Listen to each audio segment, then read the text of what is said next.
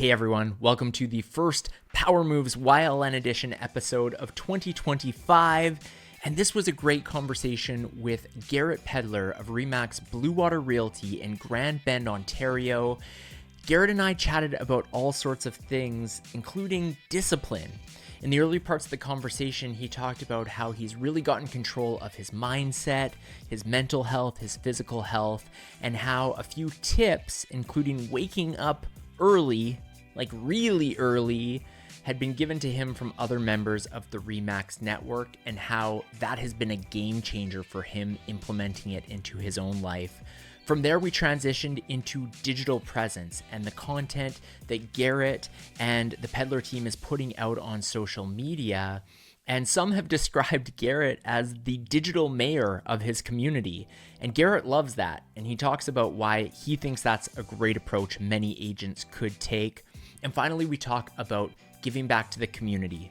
Garrett was the 2023 Community Care Award winner for RE/MAX Canada, and he talks about what that meant to him and how he continues to give back and the charitable causes and why that's essential for anyone to implement into their own lives and their own business.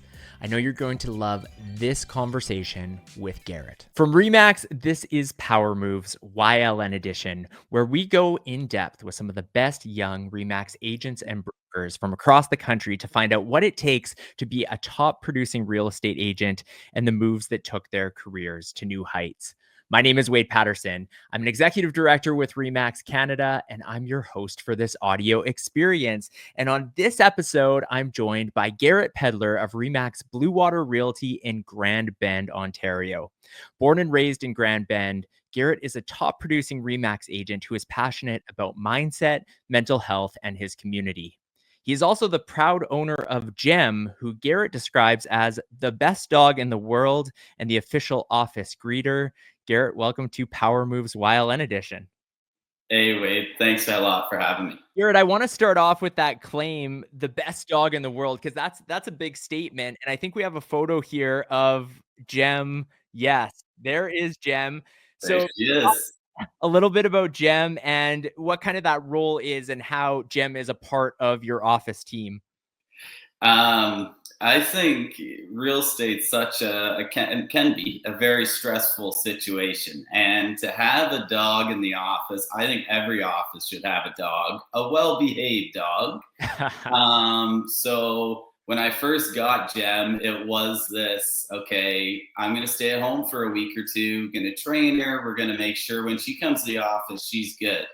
And well, day one, you can't control this business and how the appointments work out sometimes. So day one, I had photos and video at this one for a listing. I was dealing with an offer, just busy. And I couldn't leave her at home. She was a brand new puppy. She couldn't stay at home.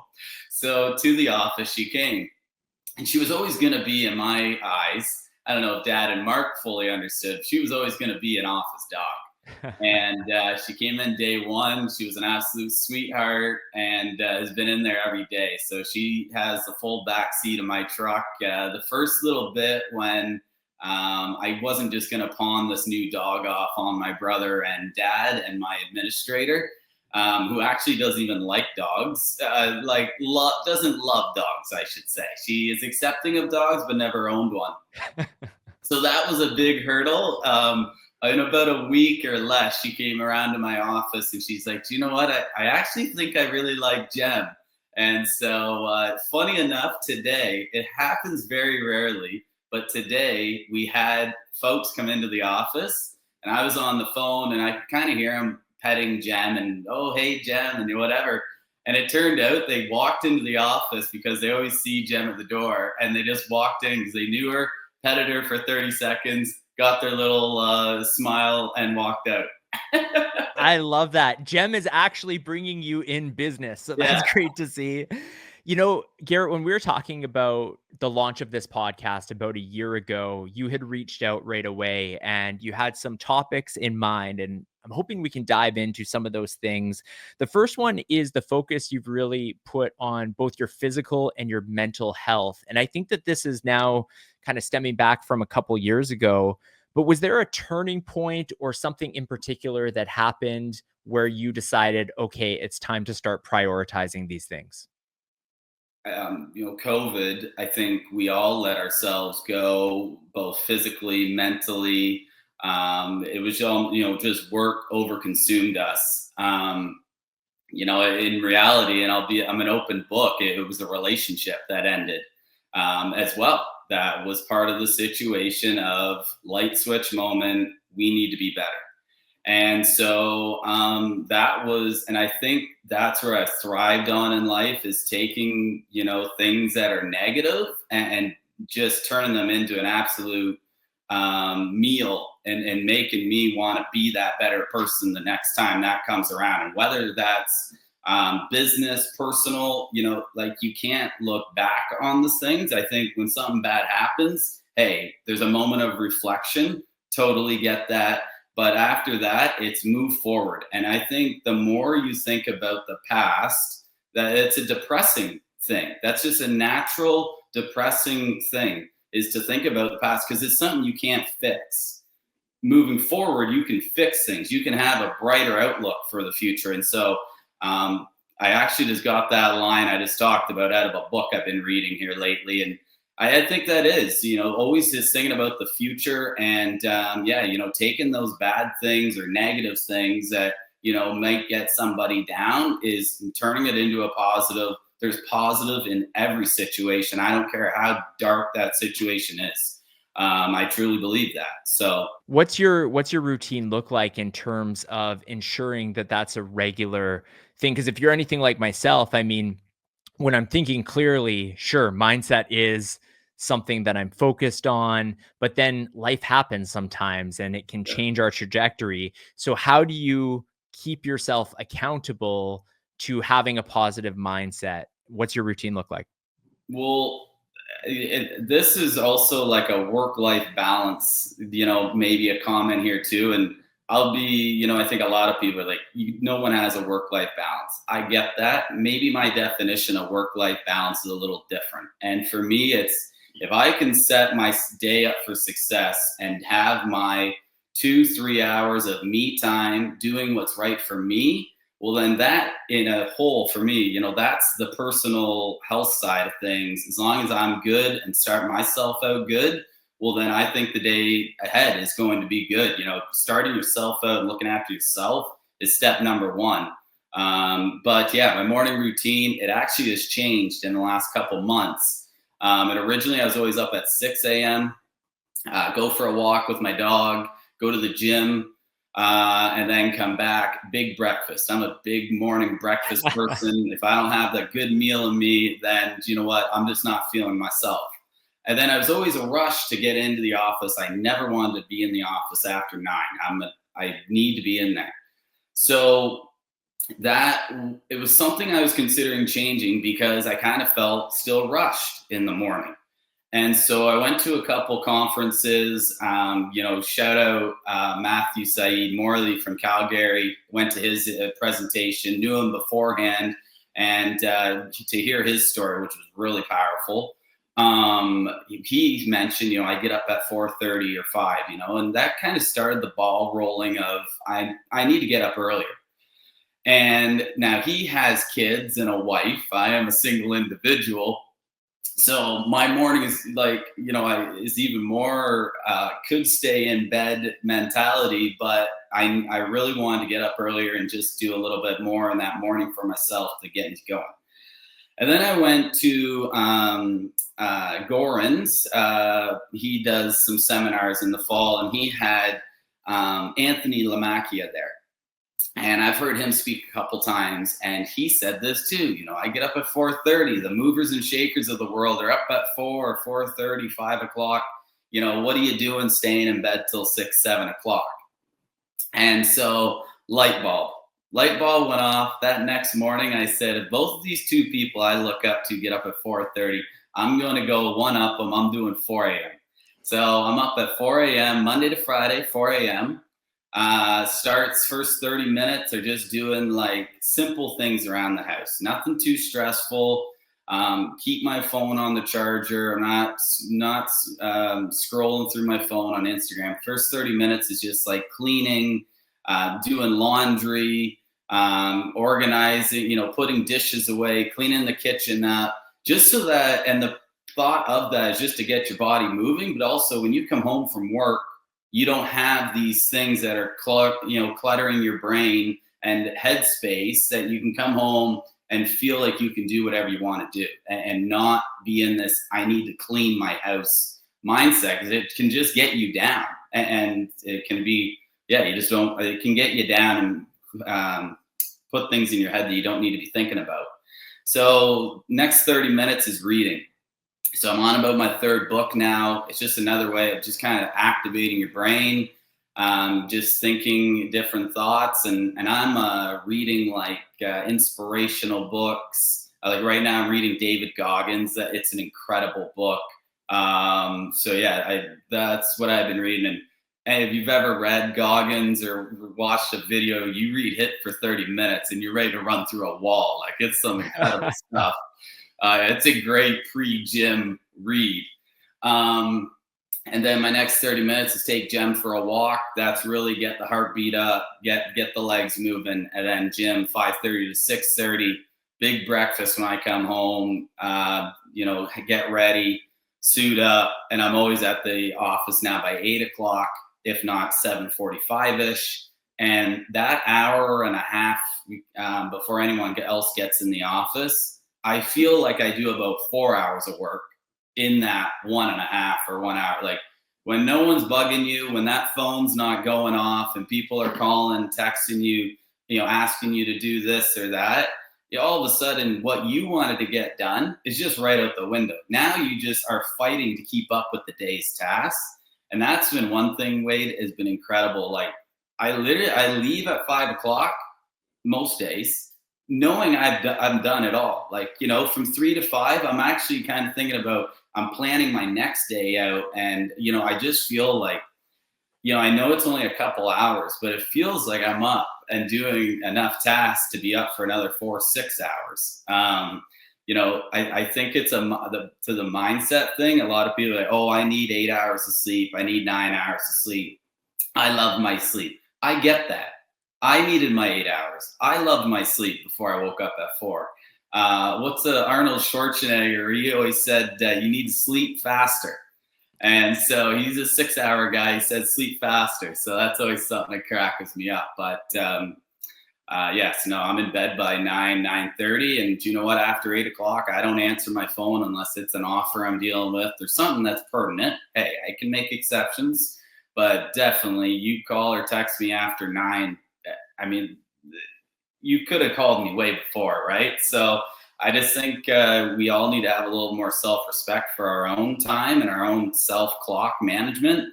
And I know it's a 24/7 business, but if you let that get to you, I think that can bring you down. And so it's finding that balance, whatever that is for you. Good for you, because it's one thing to hear that information. We hear that at a lot of conferences or from motivational speakers, but it's another to actually put it into practice. And from what it sounds like, you've already established that habit. And it reminds me a lot of Hal Elrod, who he was a speaker at R4 a number of years ago, and he talks about the miracle morning and some of the things you mentioned there: exercise, reading. There's about 6 different activities he talks about what you can do in your morning. So you're covering all of those things. I want to touch on one more thing when it comes to mental and physical health that you had mentioned to me about a year ago, just because there may be other agents who are listening to this who are struggling with this as well. And you had made a decision about a year ago to cut back on your alcohol consumption. And I'm just curious, what did that process look like? And what were some of the changes that you noticed when you made that change? And also, have you stuck to that? Because this was a year ago that you told me this. Or have you just kind of have a bit more of a balance when you choose to drink? Or what does that look like for you?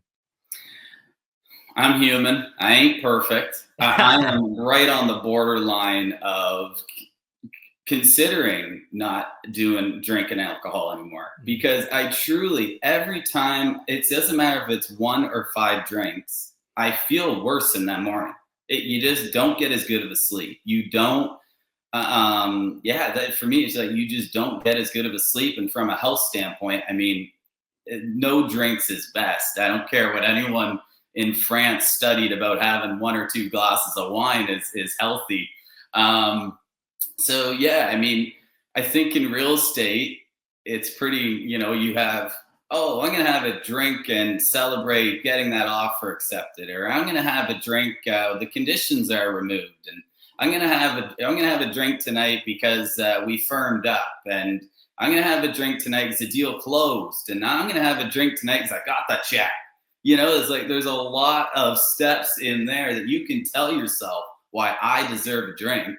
That you can end up, if you're a successful agent, you can end up having a drink every night and telling yourself, I deserve it. I think what also was a big thing was alcohol, like, brings your emotions. You get highs and lows. Well, real estate brings enough natural highs and lows. And if you emphasize it with a drink or two, I just, once again, I almost think, you're just putting yourself behind an 8 ball, and kind of not putting yourself on the best foot. So am I, right now, yeah, Monday to Friday, I'm adamant. And like, my big goal is I never have a drink alone. I'm a single person. So like, that's 95% of the time I'm not having a drink. So that's kind of my own goal, but it's a definite Monday to Friday, unless I'm, out having dinner with friends and whatever. And, sure, I might have 1 or 2, and, weekends, sure, hey, I'll go out on a Saturday night and have some drinks. Like, I'm not, but, I noticed it after 25 about, you have a few drinks and you feel it for like 2 days. And it's not that you don't, it's not that you had that many drinks, but it's just, it takes me a couple days to really get back firing at 100%. And, think about if you let yourself down for a couple days, not at 100%, think about how much that adds up. 100%. I want to transition here and talk a little bit about digital strategy. And I believe it was at our last YLN event in Victoria where somebody had mentioned to you, like, Garrett, you seem like the mayor of your community. You're everywhere, you're posting video content. And you said, well, that's kind of exactly what I've been going for. Can you talk a little bit about your approach to digital strategy and where that stemmed from? Gary Vanderchuck. He says you want to be the mayor of your town. Don't care how small, big that town is, be the mayor. Community events coming up, speak it. Be at all the community events. So, I mean, it also just back to my life philosophy is giving back to what's given to you. And I mean, I think I live in one of the best communities ever. I love the people of this community. I think it's also a mentality of what you put into this community is what you get out. And so I truly believe, people can, it's kind of to a positivity mindset. It's just give everything you got to that community, and it's incredible what comes back. But yeah, no, be the mayor of your town. It's the easiest way to get out and meet local people. It's a great way to create what is your why of social media. If you're from Lambton Shores, North Middlesex, Bluewater, you follow me, and there's a good chance I'm going to tell you about some, Christmas markets that are going on that you maybe didn't even know about. When the parades are, I did one about that. It's like a list of 50 parades around our area, and you could be parade crazy. Actually, which kind of it goes into, I just started his interviews and on YouTube, and it's just been a great way. We're always trying to make good social media stuff and trying to keep it changing and never try and get old. So it's been really good I've interviewed, first it started with my dad, who's been in it for 40 years. So that was an easy one. Let's get dad in here and do him. So we did an interview with him, but then a local politician I just did. He's also a business owner and new to the area. So we did 3 little 6 to 12 minute interviews dedicated to those 3 topics. And so, it's not a whole lot of technology. Like, I'm doing this all on my own. I just have a good camera. It's just a Canon Rebel or something like that. I have our DJI microphones. And so that is what goes on YouTube, is that full clip. And then I have my iPhone set up in a holder just on the guest, so I can snip it down to some 30-second, minute little one clip hits that they say. So you have different material going on YouTube and on Instagram. As you know, the algorithms, some like more longer format, some like more 30 to a minute 30.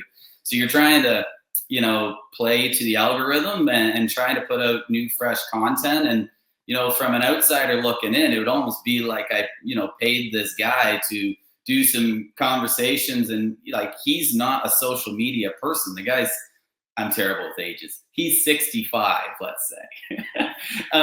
He's not on social media, and he had a lot of fun with it. And so, like tomorrow, I'm doing a fitness, my fit room out of Forest. A couple of young entrepreneur females that started a local gym culture.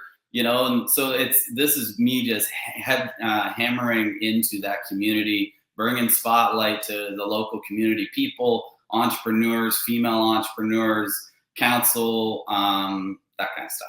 So it's so smart. And the thing that stands out for me when I check out the Pedlar team social media accounts is that variety of content. So there's some videos that you're shooting right from your desk. There's some of these interviews. There's some of your live on location. You've got your brother, your dad in the mix. And then you do have the odd listing video in there or testimonial, but it doesn't seem overwhelmingly like you're hitting them over the head with that salesy type of stuff, because there's so much value added content as well. My question, Garrett, how do you decide what to post? Because I get this question a lot. Should I have a business page? Should I have a personal page? So for you, how do you decide what you choose to post on your own Garrett social media versus on the Pedlar team? I am the quietest person on my personal social media. I hammer everybody to the RE/MAX Pedlar team page. So, we'll share some stuff. And it's actually, when you do a collaboration with yourself, like my Bruce Trail hike, I'll do on my personal stuff and on the Pedlar team page. I am, if it wasn't for real estate, I'm not on social media, and so, but it's opened up a creative side of me for sure. And trying to, bring some humor. That's really where I'm trying to go with some stuff, is try to bring some humor into it. Because I think, that's part of like getting a feeling out of somebody. And when you see something that makes you feel something, you're going to remember that better. So yeah, I'm 100% everything on the business page. And I think a lot of people will come to I don't want people to, I want to always be this real professional person.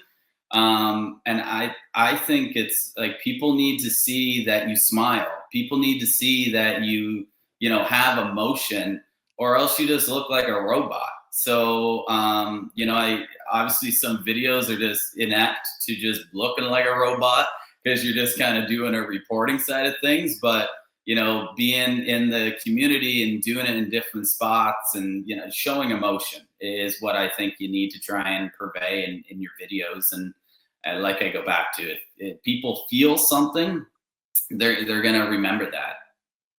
Speaking of the Bruce Trail hike, you were our 2023 Community Care Award winner, and that was a part of it, is your approach to giving back to your community and the charitable aspect to that. So can you kind of break down what that is? And then as a part B to that question, why is that important to you, giving back to charitable causes as well as your community? You made me tear up, my man. It's just, we need to give back. I think you can't be in this world for yourself. There's so much more out there. If you put yourself out there, give back. I've always been for the kids. My Optimist Club, we're like truly, everything's for the kids with an Optimist group. So it was only natural to pick up, for years, my dad was always talking about Children's Miracle Network. Thankfully, I never really had to know what it was about. And so for that is why I give back in the first place. And so, Mom always wanted to do the Bruce Trail. So I said, I ain't doing this for fun. We're gonna battle through this, and we're gonna raise money, and it's been incredible. The support. We're after 2 years of hiking, so we've done 4 legs. We got another 2 years, 3.5, 4 legs to go. We raised over, I think it's just over $23,000, or just shy of 23,000. So that's been incredible. My big ultimate goal for all this was 50,000 for the whole Bruce Trail. I got my sights on some bigger numbers, and I'm doing some planning right now, and we're going to hammer it even more. And it was pretty dang cool. We had Bruce Johnson. We're up in the Collingwood area right now. Is where we finished at the end in this fall, and we had Bruce Johnson come out, and I mean, you know the story of Bruce, and obviously tears were shed, and it was just a really powerful moment.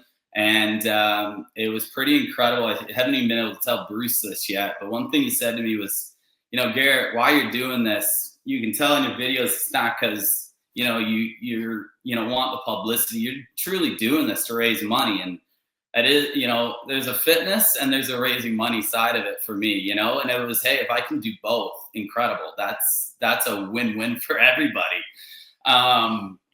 And so he said, people will come into your life because of what you're doing. My first client I got back after with him, they knew me out of a hole in a wall. They found me because I won that award and was one of the second or third donor in our area. Knew him for 2 weeks, and they bought a $2 million house.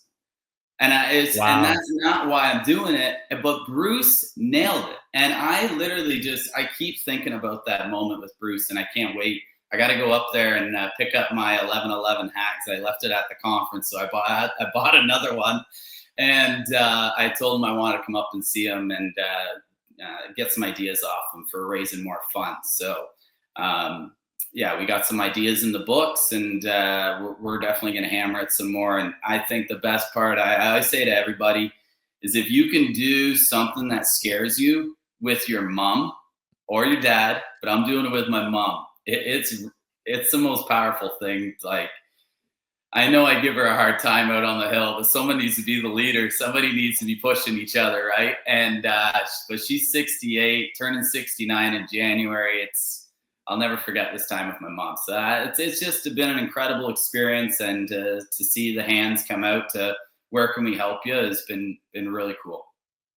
Good for you, Garrett. I'm proud of you. That's such an accomplishment already, and you're only partway through. I mean, you're building on this, you're building momentum. It's one of my favorite things about the Remax Network is that connection to Children's Miracle Network, and not just Children's Miracle Network, but just in general. So many people have a similar spirit and giving back to the community. So it's so incredible that you're doing that.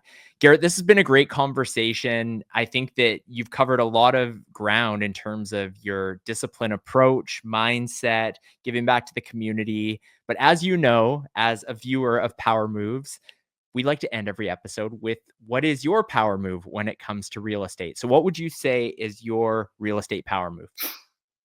I think it's morning routine. If my morning routine is not in place, that's an off day.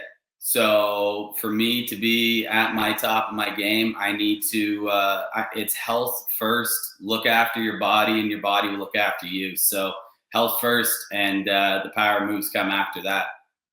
Love that. What if there's somebody who is thinking, okay, this sounds great, but it's so hard to wake up when that alarm clock goes at 4 o'clock? Do you have any additional tip for getting past those first few mornings? Can I swear? Absolutely. Wake the up.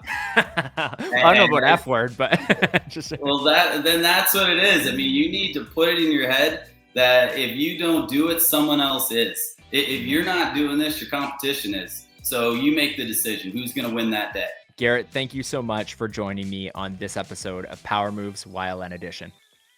Thank you so much, Wade.